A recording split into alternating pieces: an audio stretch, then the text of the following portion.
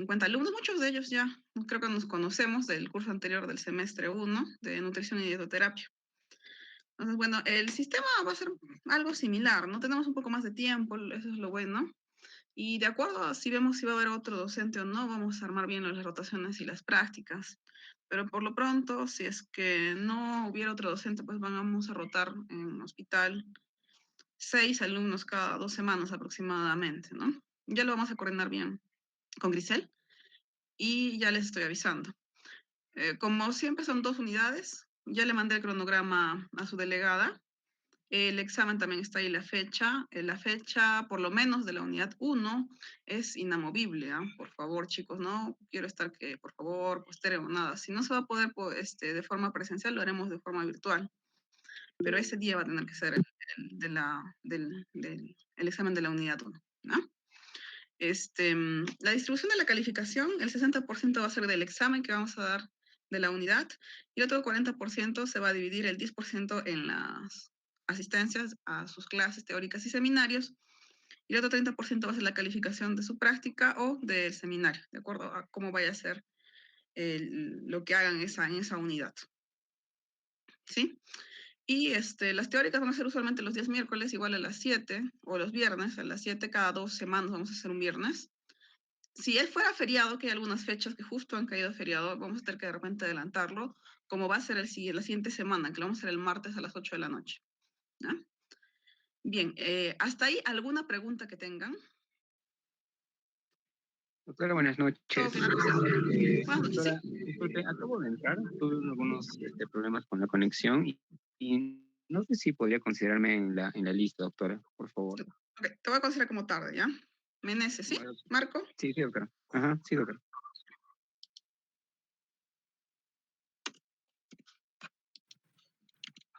Ok, bien.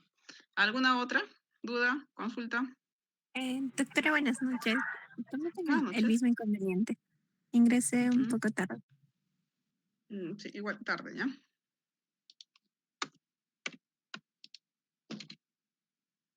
Bien, ok. ¿Alguna otra cosa? Muy bien. Entonces, vamos a comenzar con el tema 1, con el tema de hoy día.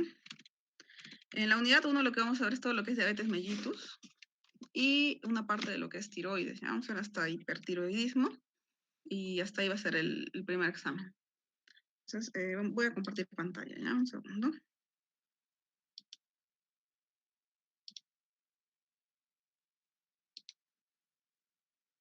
Listo. ¿Se ve? Sí, doctor. Ok. Entonces, vamos a empezar con el tema más grande que tenemos, que es de diabetes mellitus, ¿sí? Ok. Vamos a ver lo que es epidemiología, fisiopatología, el cuadro clínico, los tipos y el diagnóstico el día de hoy. En cuanto a la epidemiología, primero vamos a ver cuál es el panorama mundial. A ver.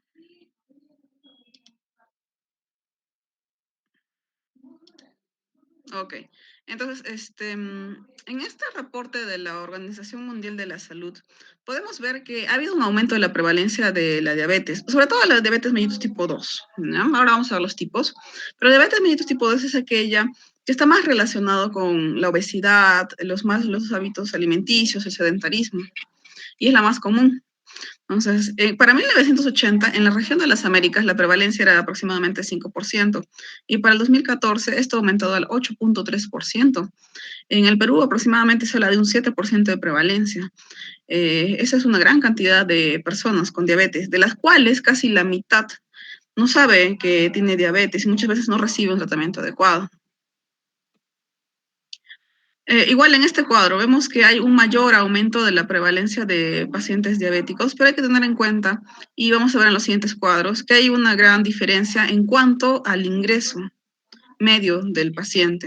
No es lo mismo hablar de países desarrollados que países subdesarrollados. Y dentro de cada país, las personas con menores ingresos son las que tienen peores problemas con lo que es el tratamiento, el diagnóstico de la diabetes y sus complicaciones.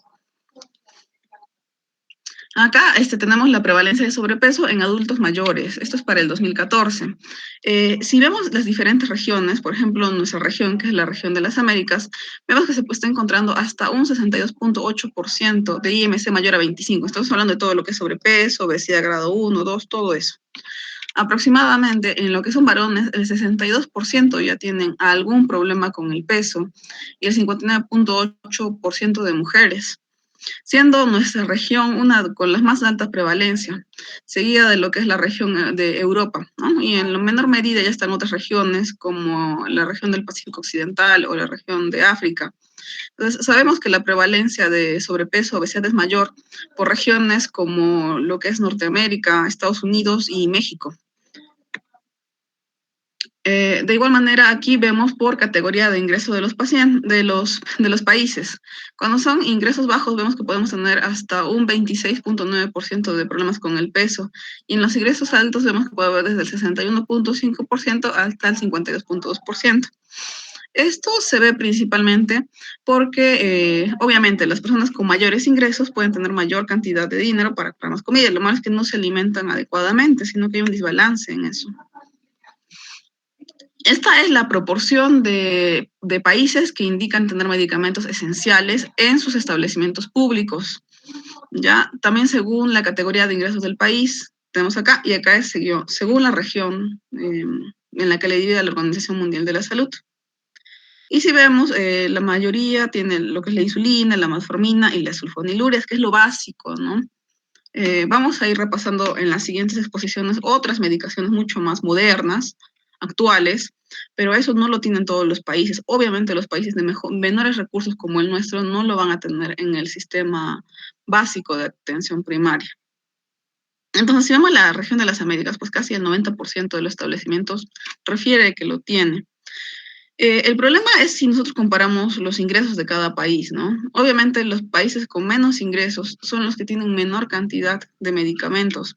Y de igual manera pasa con las regiones dentro de nuestro país. La menor cantidad de medicamentos y la variedad también está muy disminuida en las regiones más pobres, como es el caso de la región Puno. En cuanto al Perú, la tendencia en la mortalidad por diabetes cada vez también es mayor, como vemos en esta gráfica, si lo comparamos del 85 al 2015. Igual si vemos el ranking de mortalidad de enfermedades, si bien comparando el 86 con el 2015, las infecciones respiratorias siguen siendo la primera causa de muerte, se ve que el resto de infecciones, como han sido las infecciones intestinales, tuberculosis, entre otros, han ido disminuyendo en el cuadro y han empezado a aumentar las enfermedades consecuencia de enfermedades crónicas, ¿no? Como la enfermedad cerebrovascular, que es más que todo consecuencia de la dislipidemia, de la diabetes, de la hipertensión. Como tercera causa tenemos la diabetes mellitus y como cuarta causa las enfermedades isquémicas cardíacas, que también tienen que ver con los mismos hábitos alimenticios. De igual forma, ¿no? Aquí, como les muestro en este cuadro, la diabetes mellitus es la sexta causa de mortalidad y de igual forma, si vemos las anteriores, tenemos enfermedades que son asociadas a los mismos problemas o la misma etiología que la diabetes mellitus. En cuanto a los egresos hospitalarios por diabetes y otras enfermedades no transmisibles, pues tenemos que sigue siendo de todas maneras la enfermedad cerebrovascular, la diabetes mellitus, entre las principales causas. De igual forma, si vemos la prevalencia de la diabetes, vemos que ha habido un aumento progresivo con los años. Se hablaba que para el 2020 aproximadamente estaba entre 4.8, 4.5 de prevalencia, pero algunos estudios, como el estudio Perudiap, llegaban a prevalencias de hasta 7%. Entonces, el registro de diabetes en estos periodos, de igual forma, ¿no? Siempre hubo una tendencia al aumento, excepto en la parte de la pandemia, que como todos los recursos sanitarios se centraron básicamente en el tratamiento del COVID, se descuidó un poco lo que son las enfermedades crónicas, la diabetes, la hipertensión, y no hubo mayor diagnóstico porque muchos de los pacientes pues, no acudían a los hospitales. Y recién es ahora cuando están empezando a acudir a, a la atención primaria o a los hospitales para ver el caso de su diabetes. En cuanto al si están controlados o no, y esto es según su nivel de hemoglobina glicosilada. Aproximadamente 1 de cada 3 pacientes diabéticos está controlado en el Perú. Es una cifra más o menos baja, ¿no? Eso tiene que ver mucho con la oferta que se tiene de citas para controlar a estos pacientes diabéticos. En cuanto al control de la diabetes, pero por regiones, ¿no? Hasta lo que es el 2021, pero solamente hasta el primer trimestre, que desde ahí los datos se empezaron a bajar, ¿no? Por la pandemia. Entonces, si vemos, no hay un buen control epidemiológico, no tenemos cifras muy claras. Por ejemplo, si vemos en lo que es la región Puno, no se sabe muy bien, solamente cuentan como 2 diabéticos. Y obviamente es mayor la cantidad de diabéticos que tenemos, ¿no? Aproximadamente en salud, por lo menos en consulta externa, se registra desde aproximadamente el año pasado unos 1.600, 1.700 pacientes que han acudido por diabetes. Y solamente estamos hablando del lado de salud, ¿no? Obviamente en el Ministerio de Salud puede haber muchos más pacientes. Bien, entonces, como vemos en lo que es la epidemiología, el problema de la diabetes mellitus actualmente es un problema que está cada vez en mayor aumento. Cada vez vamos a tener más pacientes con diabetes, eso es un hecho, debido a que también hay una alta prevalencia de sobrepeso, de obesidad. Actualmente hay mayor prevalencia también de sobrepeso y obesidad en niños y adolescentes. Entonces, eso hace que en el futuro ustedes como médicos que van a hacer en unos años, tienen que por lo menos dominar la parte básica de diabetes. Por lo menos tienen que saber cuándo dar metformina, cuándo deben dar otro tipo de medicamentos, cuándo deben darles insulina al paciente, porque es algo básico que tienen que saber. Si en algún momento deciden especializarse en otra cosa, por lo menos deben saber qué criterios tiene para ser diabético o no, o en qué momento lo van a referir. Entonces, por eso es importante que tengan muy en cuenta algunos aspectos que vamos a ver sobre todo el día de hoy para el diagnóstico, ¿no? Para que no estén cometiendo errores que son muy críticos y pueden afectar al paciente. Ahora vamos a ver lo que es la fisiopatología. Muy bien, entonces, esto es el esquema de cómo se da la secreción de insulina, ¿no? Y recuerden que la secreción de insulina se da a nivel de las células beta pancreáticas. Entonces, como vemos acá, depende mucho de cuánto sea la glucosa en el torrente vascular. Al ingresar la glucosa a la célula, mediante las enzimas de glucosinasa, se va a convertir en fructosa y después en piruvato, lo cual va a hacer que a largo plazo nos ayude a lo que es la secreción de la misma insulina. Recuerden que en esta parte es también donde va a actuar las sulfonilurias. Estamos hablando de lo que es la glibenclamida, el glimepiride. Entonces, lo que va a hacer en esta parte, en este tipo de medicamentos, es que va a haber una alteración aquí en estos canales de potasio y también va a hacer que haya una mayor secreción de la insulina. Además de ello, tenemos que tener en cuenta que hay otras hormonas que también pueden actuar a este nivel, aparte de la misma glicemia. Puede actuar también lo que son las catecolaminas, pero más bien bloqueando la síntesis de insulina, o lo que son los péptidos similares al glucagón, que se llama GLP-1. Estos se fabrican a nivel intestinal y también están relacionados con la secreción de insulina. Esto es la diana de uno de los fármacos para la diabetes actualmente. Además, recordemos que si bien la diabetes tiene que ver mucho con lo que es esto, lo que es la célula beta pancreática, también hay alteración a otros niveles, no solamente a este nivel, sino que también a nivel intestinal, a nivel cerebral, a nivel de otras células, no solamente la beta pancreática. Entonces, acá también estamos viendo este es el esquema de cómo va a actuar la insulina a nivel de los órganos blancos. Entonces, la insulina va a llegar a su receptor, que es un receptor que tiene 2 subunidades, una subunidad alfa, una subunidad beta, y lo que va a hacer mediante sus múltiples cadenas, como podemos ver acá, es hacer que los receptores GLUT4 de lo que están de forma intracelular pasen a la membrana y la glucosa pueda ingresar a la célula.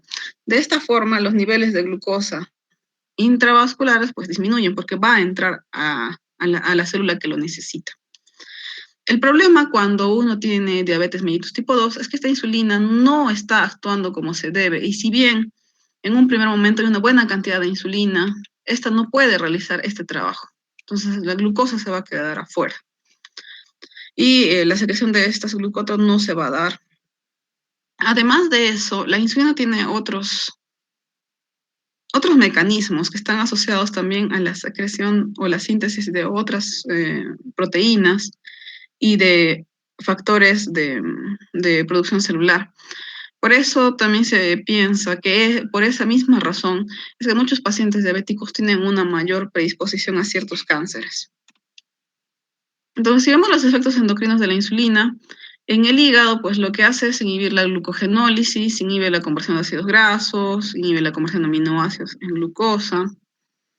En lo que son las vías anabólicas, promueve el almacenamiento de glucosa en forma de glucógeno, aumenta las triglicéridos y formación de VLDL. En lo que es el músculo, aumenta el transporte de aminoácidos y aumenta la síntesis de proteínas ribosómicas. En lo que es la síntesis de glucógeno, aumenta el transporte de glucosa y aumenta la glucógeno sintetasa. En lo que es el almacenamiento de triglicéridos, la insulina induce a la lipoproteína lipasa a hidrolizar lo que son los triglicéridos en lipoproteínas circulantes. Y el transporte de la glucosa al interior de las células también que permite la esterificación de ácidos grasos, ¿no? En el cerebro lo que hace es disminuir también el apetito. Entonces tenemos otras hormonas que también les estaba mencionando, como son el glucagón, el GLP-1, el GLP-2 y el HIP. Y cada uno de ellos tiene también sus funciones asociados a lo que es la célula pancreática, ¿no? Entonces, ¿qué sucede principalmente con la diabetes mellitus tipo 2? Cuando una persona consume mal muchos alimentos, alimentos hipercalóricos o alimentos con mucho carbohidrato, alimentos vacíos, y no hace ejercicio, lo que sucede a nivel adiposo es que este adipósito empieza a enfermarse debido a todo el estrés oxidativo que la acumulación de grasa produce. Porque si recordamos el nivel de tejido adiposo, en lo que es el periodo postprandial, o sea, después de la comida, sucede la oxidación de glucosa. Este es un proceso catabólico que lo que busca obtener es adenosintrifosfato. En paralelo se va a producir la glucogenogénesis, es decir, que el exceso se va a convertir también en glucógeno. Y esto lo que va a hacer es que nosotros tengamos una reserva energética para poder soportar periodos de ayuno. Pero cuando este tejido adiposo no puede ya almacenar más exceso de energía, alcanza un cierto límite, ¿no? Por el exceso de triglicéridos, de ácidos grasos que tenemos de la cantidad de comida que estamos consumiendo. Entonces, lo que va a hacer es que va a haber un reclutamiento de predipocitos y eso también va a depender mucho de la cantidad de células precursoras que tenemos. Puede haber hipertrofia, pero también un aumento de algunas cantidades de adipocitos. El problema de estos adipocitos que son adipocitos que no cumplen adecuadamente su función. ¿Ya? En el caso de estos pacientes que tienen exceso de tejido adiposo, están constantemente esos adipocitos sometidos a hipertrofia, hiperplasia, y además de eso están en constante estímulo insulínico para almacenar triglicéridos, porque sigue habiendo un exceso de energía.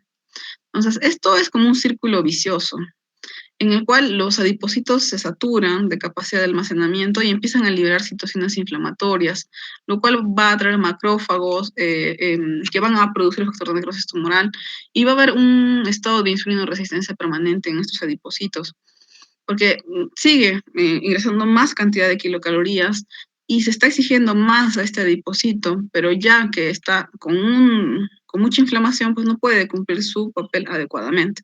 Es por eso que muchos pacientes que tienen estos problemas de resistencia a la insulina, que tienen una mayor predisposición a diabetes, también pues están presentando dislipidemias y principalmente hipertrigliceridemia en sus primeras etapas. Entonces, igual en este gráfico lo que podemos ver es pues que el tejido adiposo de una persona con sobrepeso, con obesidad, es un tejido adiposo en constante inflamación. Entonces, lo que va a hacer es que haya un mayor aumento de algunas hormonas proinflamatorias, como el factor de necrosis tumoral o la interleucina 6, que lo que hacen es que no hay un buen funcionamiento de este tejido.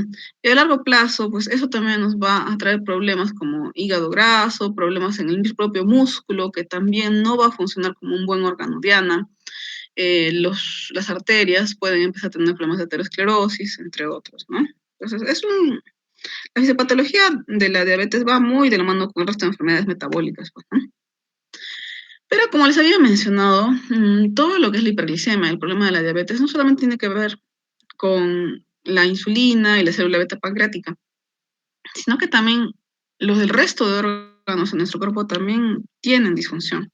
Entonces hemos hablado de lo que es la disminución de la secreción de la insulina, pero también hay un problema del efecto incretina. El efecto incretina es la producción de insulina que se da, pero por la estimulación por vía oral de glucosa. ¿Y por qué solamente es por vía oral? Porque se da a nivel intestinal y tiene que ver con lo que les he mencionado, con el GLP-1. Entonces, este GLP-1 lo que hace es que aumenta la secreción de la insulina, pero solamente se da cuando hay estímulo intestinal de glucosa. Entonces, si a este paciente le ponemos glucosa por la vena, no se va a dar este efecto. Entonces, este efecto incretina también está disminuido en pacientes diabéticos. También un aumento de la lipólisis, de igual manera por ese tejido adiposo que no está bien. También hay una alteración a nivel renal, hay un aumento de la resolución tubular renal de glucosa, hay una disminución de la captación muscular de glucosa, porque de igual forma que el tejido adiposo, el tejido muscular también se vuelve resistente al efecto de la insulina. Puede haber disfunción de neurotransmisión, de transmisores, aumento de la producción hepática de glucosa y aumento de la secreción de glucagón. Esto es una teoría que salió ya hace unos años que se llama la teoría del octeto ominoso para explicar el origen de la diabetes.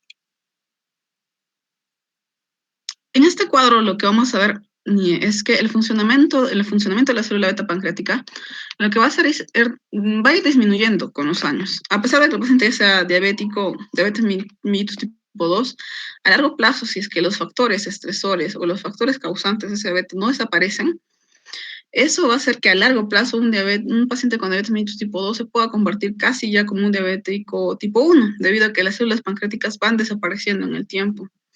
Entonces, antes de que empiece la diabetes, pues tenemos algunas patologías previas, como la intolerancia a la glucosa o la hiperglicemia postprandial, que podríamos catalogarlo como prediabetes. Y en esta, la glucosa empieza a elevarse ya a valores límite. ¿Por qué? Porque ya las células beta pancreáticas están empezando a perder su función. Pero después de la diabetes mellitus tipo 2, si es que no hacemos nada, si es que el paciente no empieza a bajar de peso, no come sano, no hace ejercicio, estas células beta pancreáticas van a seguir muriendo y desapareciendo. Por eso en algún momento la mayoría de pacientes diabéticos van a usar insulina, debido a que la cantidad de células beta pancreáticas funcionantes es mínima y van a tener que usar esta medicación, ¿no? Entonces, por eso es importante que al diagnóstico de diabetes nosotros le indiquemos al paciente que es muy importante que baje de peso. Ahora, si bien la diabetes tiene mucho que ver con el sobrepeso, la obesidad, la mala alimentación, el sedentarismo, tenemos que tener en cuenta también la susceptibilidad genética. Muchas veces van a observar que hay pacientes que tienen una mayor tendencia a tener sobrepeso u obesidad o a hacer ya problemas de glicemia a menor edad. Esto depende mucho de la susceptibilidad genética que presenta el paciente. Por eso un factor de riesgo para diabetes mellitus tipo 2 es el hecho de tener padres, abuelos, hermanos con diabetes. Eso aumenta el riesgo. Entonces, además de la susceptibilidad genética, porque no es una enfermedad que se herede de forma autosómica dominante ni nada de eso, tiene que haber algún ambiente estresor o diabetogénico u obesogénico, ¿no? Para que se dé la enfermedad. Muy bien, vamos a pasar a lo que son los tipos de diabetes y los tipos de diabetes los vamos a dividir en 4 grupos. Lo que es la diabetes tipo 1, y la diabetes tipo 1 es una enfermedad autoinmune en la cual hay anticuerpos que destruyen las células beta pancreáticas, ¿ya? Por lo tanto, hay una deficiencia absoluta de insulina. Es una enfermedad autoinmune y se da principalmente en niños y jóvenes. pero se puede dar también en personas mucho más adultas, y en estos casos se denomina diabetes tipo LAD, debido a que es una enfermedad autoinmune, pero de inicio tardío. La medicación en estos casos básicamente es la insulina. Y en este caso, no solamente es que se utilice una insulina, se tienen que usar dos tipos de insulinas. Una insulina que va a ayudar para lo que es la glucosa de ayunas y otra insulina que va a ayudar para las glucosas después de las comidas. ¿Ya? Recuerden que usualmente los diabetes tipo 1 son pacientes delgados, que no tienen la misma fisiopatología de lo que hemos hablado, jóvenes, y como hay una deficiencia absoluta, van a debutar con cuadros mucho más graves. En el caso de la diabetes tipo 2, que es la más frecuente, como hemos mencionado, está relacionado con la obesidad, con el sobrepeso, hay una cierta predisposición en la familia. Y si bien, como hemos visto en el anterior cuadro, hay una deficiencia relativa de insulina, principalmente esta se da por la resistencia de los tejidos periféricos a la insulina.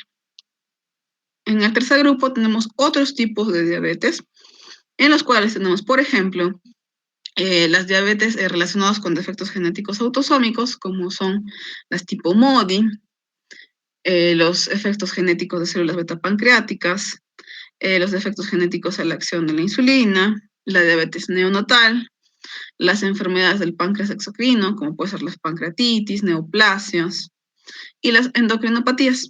Hay otras enfermedades que también pueden dar diabetes, como la acromegalia, el síndrome de Cushing, el hipertiroidismo, entre otros. La inducida por fármacos, que es muy común, sobre todo cuando se utilizan glucocorticoides y tratamiento para VIH, antirretrovirales, pero también se puede dar con medicamentos como el interferón alfa, la progesterona, entre otros. Infecciones como la rubiola congénita y otras formas inusuales, ¿no?, de diabetes. Como el síndrome de la persona rígida, el síndrome de poliendocrinopatía autoinmune tipo 1, entre otros, que son mucho, mucho más raros, ¿no? Dentro de este tipo, pues lo más común que vemos son las inducidas por fármacos, principalmente por corticoides, y aquellas que son relacionadas al páncreas exocrino, que en nuestra ciudad tiene que ver mucho con pancreatitis severas. Y bueno, mucho más raro ya son las tipo MODY, ¿no? La diabetes tipo MODY tiene que ver con familias enteras que tienen diabetes, pero que son de tipo, todas las generaciones lo tienen. O sea, el abuelo ha tenido diabetes, el papá tiene diabetes, los hijos tienen diabetes. Y dependiendo de qué tipo de diabetes tipo MODY son, algunos de ellos no son agresivos. O sea, son personas que tienen glucosas no muy altas, que requieren una medicación muy básica y que no presentan complicaciones a largo plazo. En cuanto al cuadro clínico, vamos a ver principalmente la diabetes tipo 1 y la diabetes tipo 2. Vamos a dividirlo así. Como les había mencionado, la diabetes tipo 1 puede tener un cuadro clínico mucho más aparatoso debido a que la deficiencia de insulina es mayor y está relacionado los síntomas con la cantidad de glicemia que tengan y la cantidad de hipercetonemia, ¿no? Entonces va a depender mucho de la gravedad de la deficiencia y la agudeza del cuadro. Lo usual es que haya los clásicos síntomas de diabetes: poliuria, polidipsia, disminución de peso. En el caso de la sed, pues es una consecuencia del estado hiperosmolar, ¿no?, debido a que hay una deshidratación del paciente, pero sigue habiendo una molécula que de alta osmolaridad, como es la glucosa. Entonces, aparte de eso, el paciente también puede tener visión borrosa, debido a que hay un problema con la hidratación también de los cristalinos y la pérdida de peso. En los signos que podemos ver alteraciones en el nivel de conciencia, si es que este paciente tiene un cuadro mucho más aparatoso, puede haber náuseas, vómitos, deshidratación. Entonces, si nosotros vemos un paciente que al examen físico lo vemos deshidratado, estuporoso, con respiración aceleradas, profundas y un aliento con aroma frutal, pues podemos sospechar que pudiera ser una cetoacidosis diabética, que usualmente es el debut de los pacientes con diabetes tipo 1. En el caso de la diabetes tipo 2, es importante que ustedes tengan en cuenta que puede que no tengan ningún síntoma, debido a que en la glicemia disculpen, hasta más o menos sus niveles de 180, que es el umbral renal, pues no nos va a dar muchos síntomas. Entonces, es por eso que es importante que se haga un screening cada cierto tiempo, debido a que no hay ninguna molestia. Y algunos pacientes recién van a llegar cuando ya la glicemia está muy alta, o en algunos casos cuando ya hay una complicación. Entonces, si el paciente supera los niveles de 180, 200, puede tener los mismos síntomas que un diabético tipo 1. Es decir, puede tener lo mismo, poliuria, polifagia, pérdida de peso, polidipsia. Entonces, y lo otro que también podrían presentar son infecciones cutáneas crónicas. Pacientes que vienen con candidiasis vaginal constante, puede ser una de las causas de la diabetes. De igual forma con los varones, problemas dérmicos cutáneos, o pacientes que vienen con complicaciones, principalmente con neuropatía diabética. Pero como les digo, los síntomas clásicos ya son un poco más raros de ver y no es lo ideal ver un paciente cuando ya está con los síntomas, porque ya ha habido ya una historia mayor de diabetes y un mayor agotamiento del páncreas. Entonces, ¿cómo reconocemos un diabético tipo 2? Pues obviamente tiene que haber obesidad, sobrepeso. En el examen físico también podemos encontrar lo que es la acanthosis nigricans.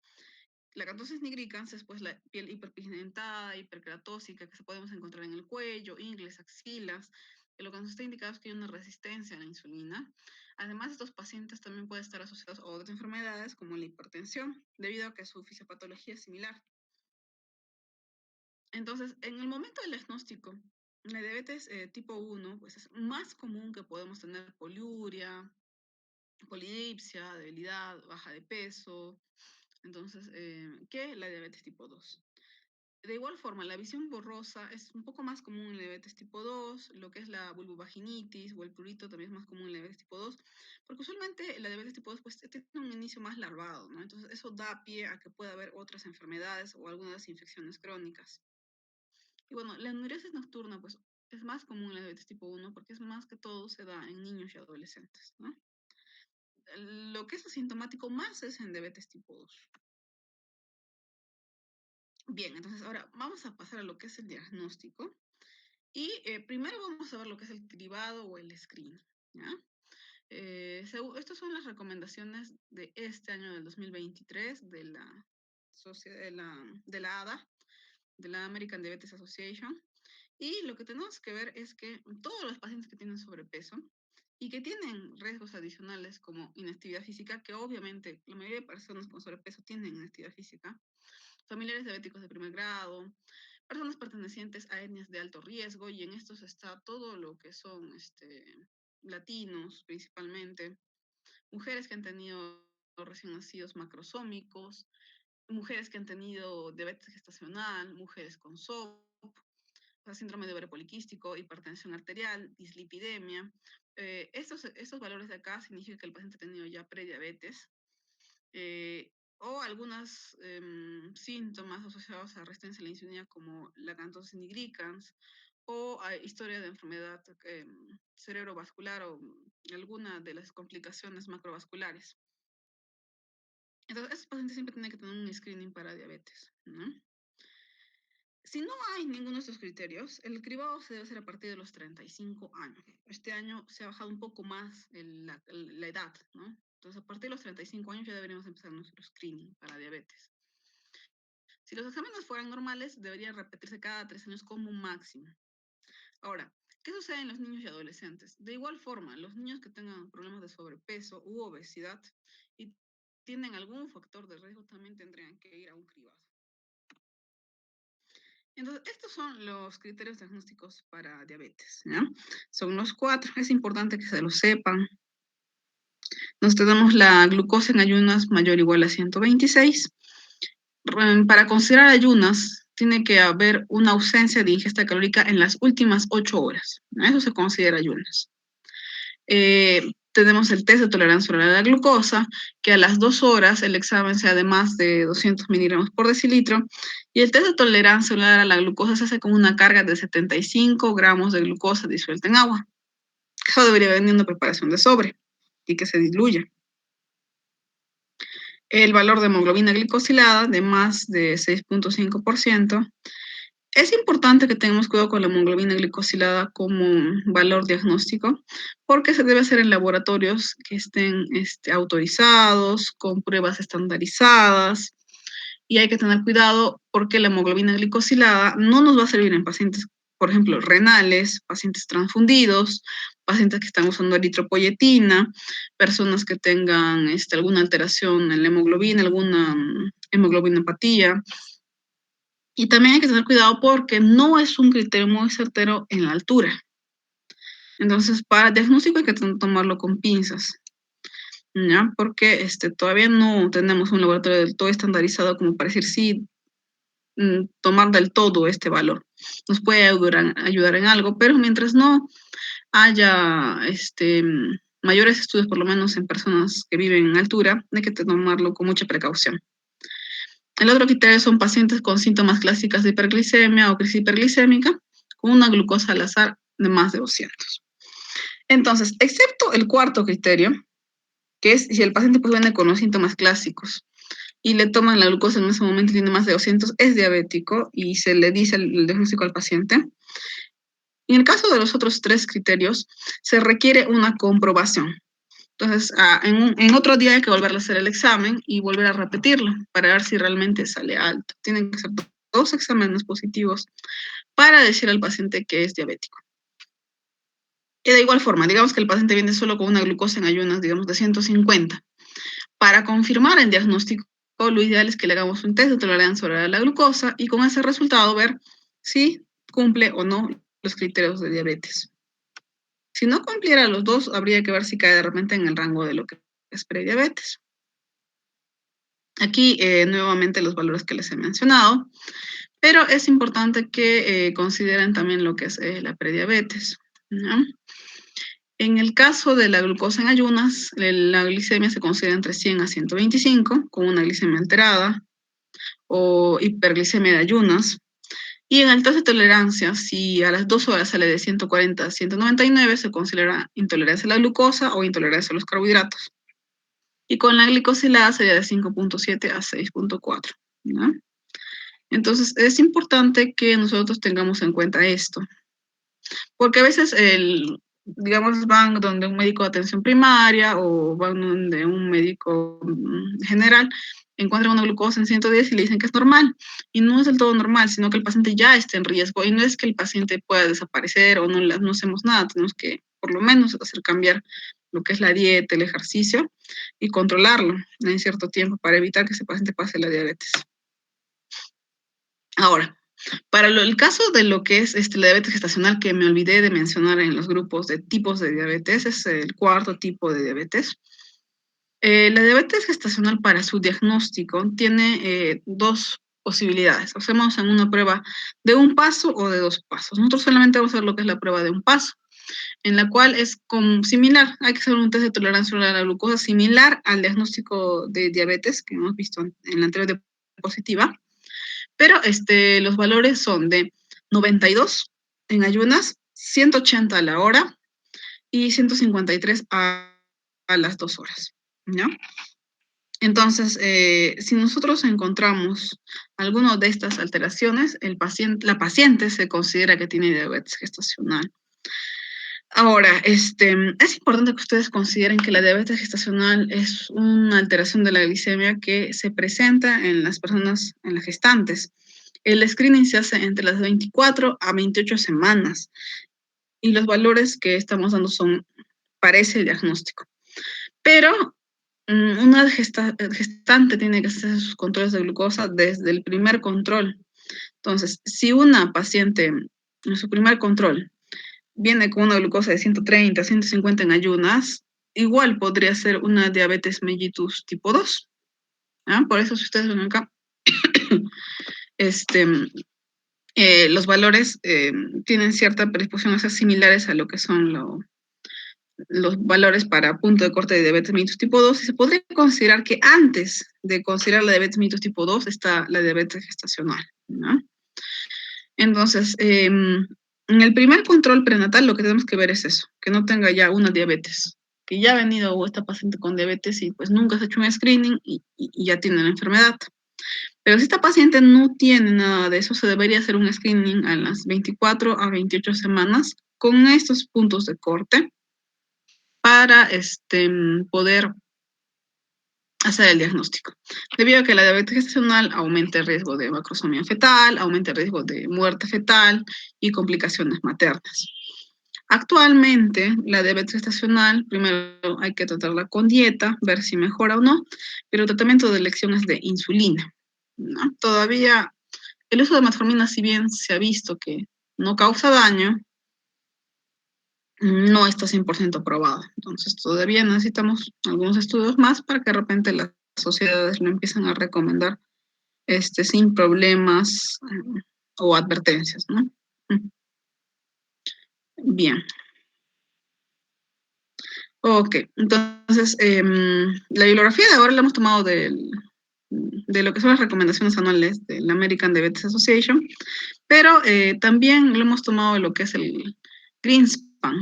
Entonces, la bibliografía que yo les recomiendo para todo lo que es endocrinología es esa. El Greenspan de endocrinología, que son cuestiones básicas que ustedes tienen que saber y que lo pueden descargar de internet.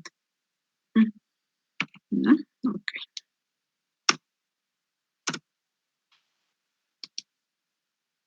Muy bien, listo. Entonces, esa es solamente pues la primera parte de diabetes mellitus. Vamos a seguir viendo en las siguientes semanas todavía el resto de cosas. No sé si tendrán alguna duda o pregunta de lo que hemos visto hasta ahora.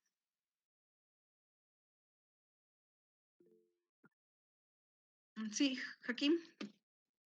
Sí, buenas noches, doctora. Tenía una pregunta con respecto al diagnóstico en la parte de, en qué caso podremos pedir péptido C y anticuerpos tipo GAT65, por ejemplo?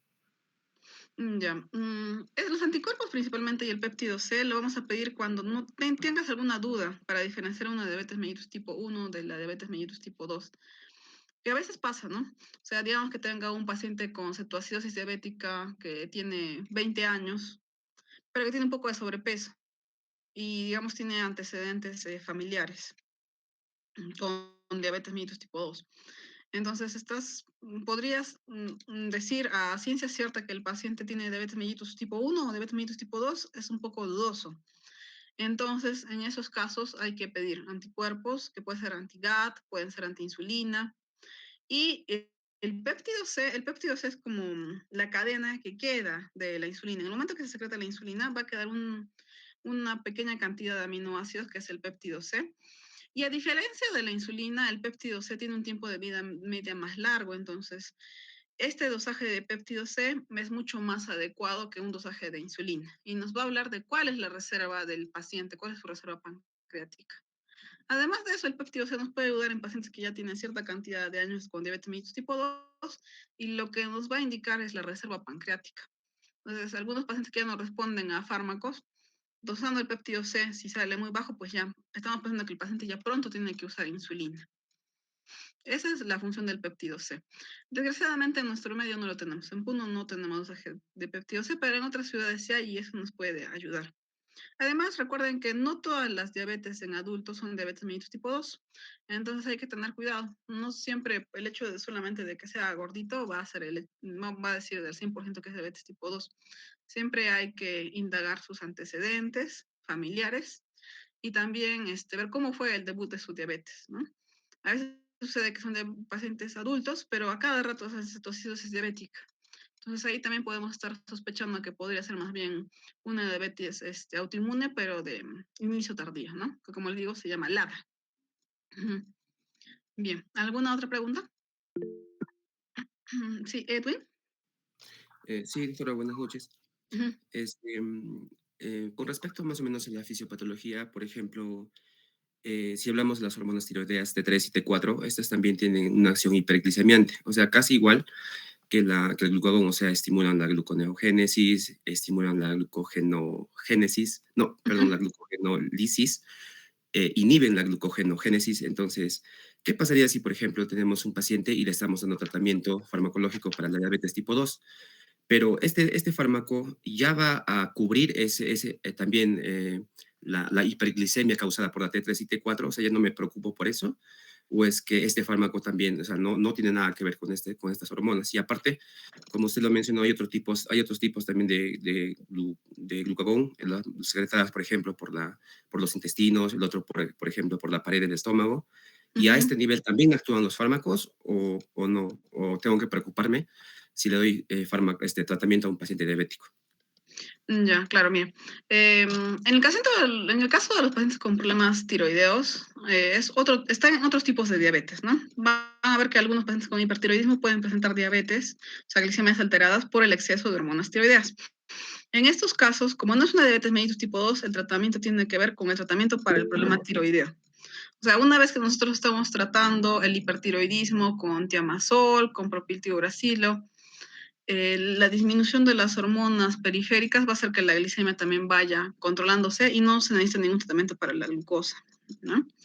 Ahora, en el caso de las otras hormonas que están implicadas en la fisiopatología de la diabetes mellitus tipo 2, como el GLP-1, las alteraciones renales y todo eso, pues estas hormonas actualmente son diana de varios tratamientos modernos, que como vamos a ver en el tratamiento farmacológico, tenemos actualmente lo que son análogos de GLP-1, inhibidores de DPP-4. La DPP-4 es una enzima que degrada el GLP-1. Entonces, al inhibir esta enzima, lo que hacemos es que el GLP-1 dure más. Tenemos fármacos que actúan a nivel renal, o sea, en ese problema de filtración que hay actualmente. Y obviamente todos los fármacos que bajan de peso y que actúan a nivel cerebral y que actúan a nivel del apetito también pueden ayudar con la disminución de peso a controlar la glicemia. Entonces, ya actualmente no solamente nos centramos en la célula beta pancreática, sino que también vemos las otras hormonas que también has mencionado. Ujú. Ya, gracias. Ok, listo. ¿Alguna otra pregunta? Ok, listo. Muy bien, chicos, le voy a pasar las diapositivas de todas maneras a su delegada para que lo puedan repasar. Pero como les digo, también sería bueno que revisen lo que son las recomendaciones de este año de la American Diabetes Association, que tiene una guía de resúmenes, que está en inglés, pero que sería bueno que le den una mirada, principalmente los primeros capítulos, y también que revisen el capítulo en el Greenspan, ¿ya? Que también está bastante claro todo lo que es capítulo de diabetes ahí, que viene con todas las cosas básicas que necesitamos, ¿ya? Muy bien, entonces nos estamos viendo el día martes, porque el día miércoles es feriado, entonces lo vamos a hacer el día martes a las 8 de la noche, ¿ya? Para ver la siguiente parte de lo que es diabetes, vamos a ver las complicaciones microvasculares. Bien. Y para el día viernes ya tenemos la primera exposición de ustedes. De igual forma, ¿qué se va a calificar? Principalmente es la claridad en la exposición, el uso del tiempo. El uso del tiempo en lo que es la exposición va a ser son 5 alumnos por cada grupo. Por consiguiente, cada alumno va a tener 15 minutos, ¿no? 15 minutos para su exposición como máximo. Entonces vamos a ver el tiempo, la calidad de la exposición, la bibliografía que usen, y que toquen los temas adecuadamente, ¿no? Y las preguntas que se les pueden hacer al final para calificarlos, ¿sí? Muy bien, entonces nos estamos viendo el día martes. ¿Ya? ¿Listo? Buenas noches con todos. Nos vemos. Hasta luego, doctora. Gracias. Luego, ya nos vemos. Hasta luego. Doctora. Hasta luego.